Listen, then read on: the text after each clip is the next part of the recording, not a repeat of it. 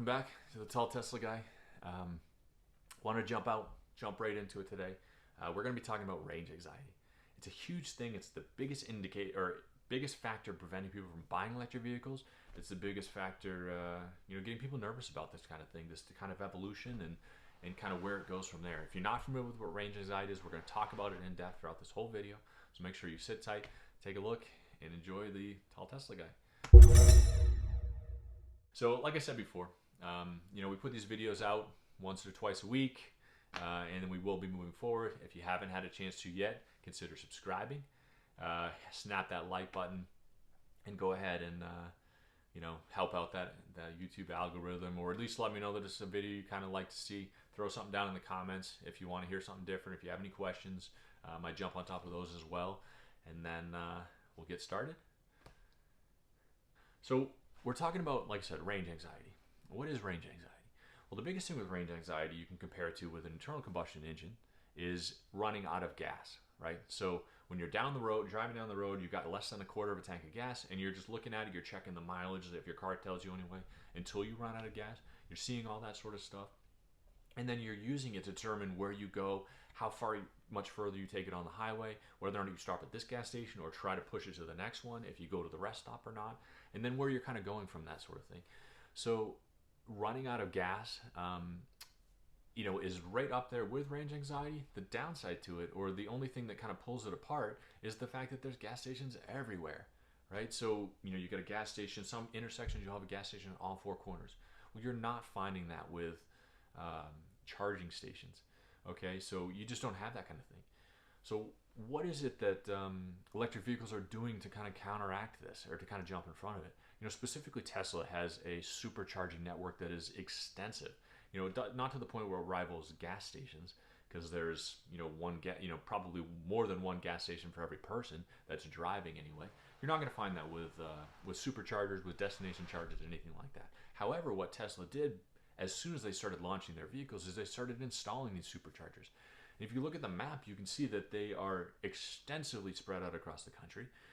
Even more so now than they were even a year ago. They're coming out with version 3 chargers now, which are going to charge even faster. And they're designed really around everywhere that you would want to go for the most part, right? So they're not going to put one in the middle of a national park. You head up to Montana and you're going to Glacier Park. You're not going to find one, right when you get to Glacier. However, there's destination chargers there.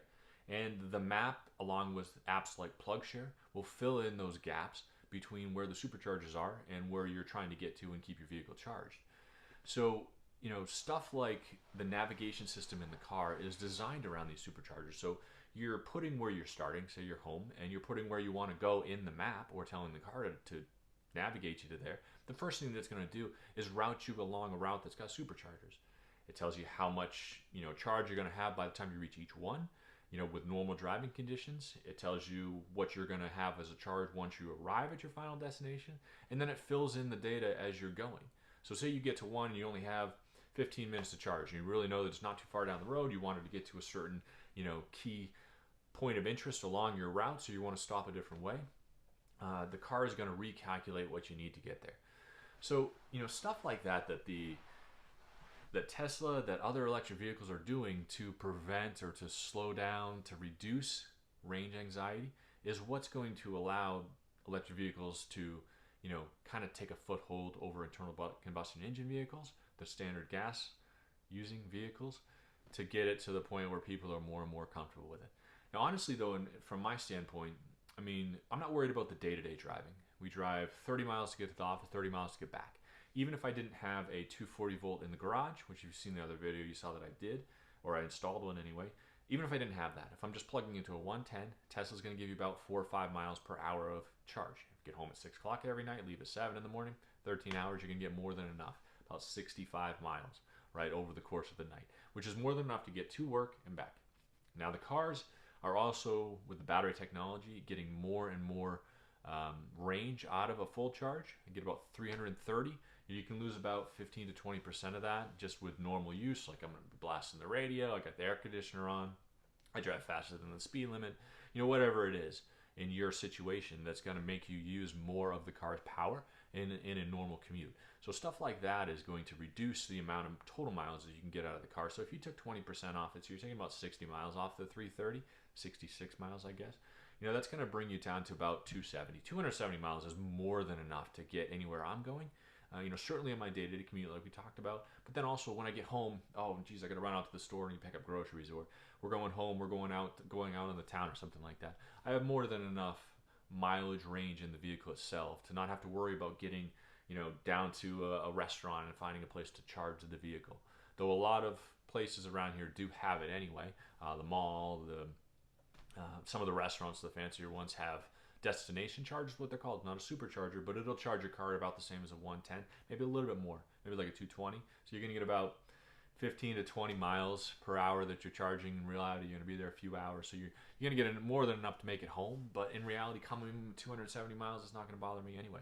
Even if I drove to work and back and didn't get a chance to charge, and I'm sitting at 200 miles.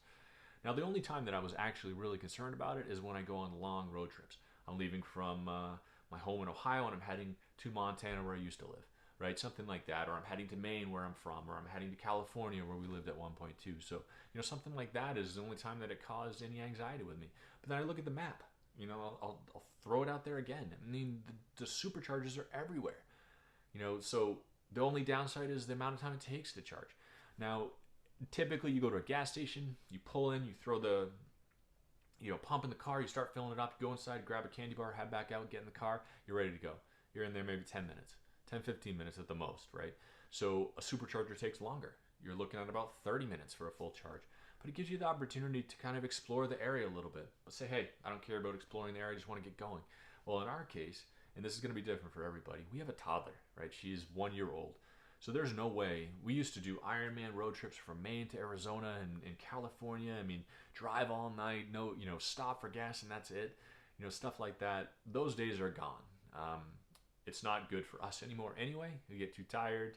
I'd rather drive during the day now, stuff like that. I'm a little bit older. But then on top of that, I've got a baby, a toddler. There's no way she's going to sit in the car for extended periods of time. And my car currently gets 560 miles on a tank of gas. I have a Volkswagen Passat. It's got really good gas mileage. 560 miles, about 500 miles, it takes me about 7 hours to drive. We used to drive from from Colorado, I should say, to Las Vegas. It was 505 miles where we lived, and it took us 7 hours to drive there. So I'm familiar with that kind of thing, and I could do that in one trip, which is great. But there's no way. No way my baby's going to sit in the car for 7 hours, nor would I want her to, right? So 330 miles, even if it's 300 miles with reduction in range and stuff like that, that's about 3 hours, 4 hours maybe, if I'm pushing it or if I'm going good in autopilot, something like that. I could probably get about 3 hours out of her. That's all she's really going to want to sit there. In reality, at this point, that's all we're going to want to sit there. We're not going to want to sit there all day in the car and just be droning along. So, we want to be able to enjoy stuff. So that's about the amount of time it's going to take, or we're going to want to take in the car before we want to stop. Get out, stretch her legs, stretch her legs a little bit, let her play a little bit before we get back and do another grind. So it's actually going to work out pretty good. And then on top of that, the amount of time it takes to charge, it used to be longer, 45 minutes, almost an hour to get a full charge. They came out with V2, they dropped it down about 30 minutes, maybe 40, depending on how much charge you have in the vehicle itself. And then they're coming out with V3. They have V3 chargers, version 3 really, kind of California moving east. We're starting to getting them here, but they're not everywhere yet. A V3 charger almost promises an 80% charge in 15 minutes. 15 minutes is huge. It's a huge game changer in the electric versus internal combustion engine vehicles, because 15 minutes is about the time you spend at a gas station anyway. And in reality, you can pull into a supercharger, you can sit there for 15 minutes, throw on Netflix, throw on YouTube, watch some more tall Tesla live videos, which if you haven't already, think about subscribing. Just to kind of throw that out there and like the video, stuff like that. But you can watch some more videos. You can kind of relax a little bit, maybe walk around the car, stretch your legs, and then you're done. And then you're off, and you're out to the next supercharger or out to your destination. So, but I mean, I will say though, right? All in a nutshell, range anxiety is 100% real. I've been thinking about it ever since we decided to pull the trigger and get a Tesla, get an electric vehicle, go from the first time ever in my entire life from a gasoline powered vehicle to an electric vehicle, I should say. So I mean, it's definitely there. It's going to be there forever. Now we have some friends that have a Tesla already, and they've taken a few road trips, headed to South Carolina and stuff like that. So we've had the opportunity to listen to their experiences, to kind of learn from some of the things that they have. Now, they don't have the long range; they have a standard range one, but which is fine and it works out great for them. They also have a toddler too, who's quite a just about a year older than ours, so they started traveling with it, and we've had the opportunity to learn from their experiences, like I said. So it's kind of helped ease it a little bit. It works out great for them. They don't have any issues. They don't really notice it, but I mean, it's definitely going to be there. A 500-mile trip is going to take you, instead of taking you 7 hours, you can plan on 8.5 hours, 9 maybe, if you're stopping and you're staying and stuff like that. So that's definitely there too. But in addition to that, though, charging the vehicle is cheaper than putting gas in your car. I mean, it's just, even the supercharger network, if you're not getting free miles with it or anything like that, you are going to pay less than you do per gas typically. But that aside, I mean, you have to pay it no matter what. So I don't even really consider that for the most part. I mean, I thought about that when buying the car, but when I'm going on a road trip, I know I have to pay for gas. I know I have to pay for supercharging. It's cheaper, but I have to do it anyway. So, that's going to be there. That didn't affect my anxiety on it, I guess. So then I just started thinking about, in addition to the superchargers, they have destination charges, like we talked about in the beginning, going to the movies, going to the mall, stuff like that.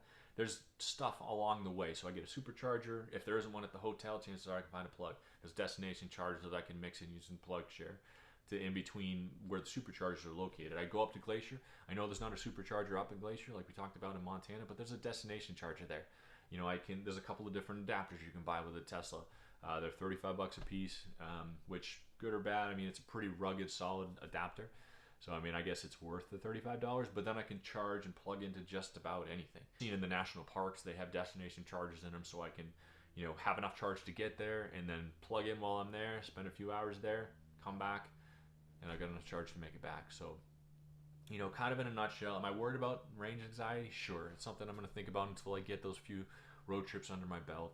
But for the most part, they're doing everything they possibly can to prevent it from being a deterrent from buying the vehicle, or from taking the plunge into electric vehicles.